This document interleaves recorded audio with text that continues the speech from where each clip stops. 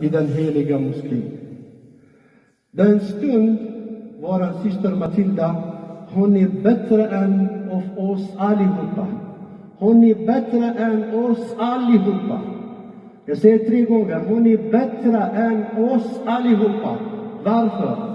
Därför profeten sallallahu alaihi wasallam sa, den som kommer in till islam, Allah raderar alla hans synd. Och han är en blank, vit papper som är ren. Är du villig att ta shahada? Vi börjar med arabiska, så vi säger på svenska. Ta fingrar. Så. Ashhadu. Ashhadu. Att det är en mikrofon.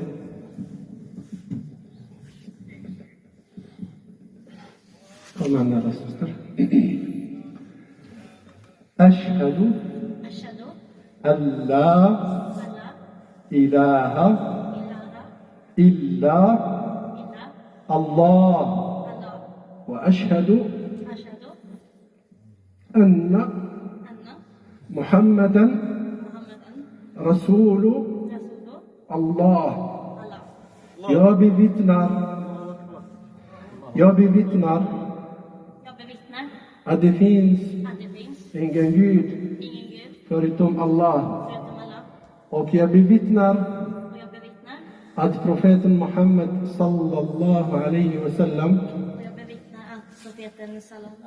alaihi wasallam är sin sändebud. Jag bevittnar att Jesus Isa är sin sändebud. Allahu akbar. Allahu akbar. Allahu akbar. أحسب أن الملائكة تعم هذا المسجد فأكثروا من الدعاء. Tack så jättemycket, gratis. Våran ordförande vill ge till dig blommor. والمصحف أخي أعطيها المصحف كذلك هناك. Det är present från våran också förening. Det är Koran på svenska, arabiska. Och det är present från Jalal också. Må Allah vägleda dig, och om du behöver hjälp, frågor, du har min telefon, ring när som helst. Jag är som din stora bror. Takbir! Takbir! Takbir!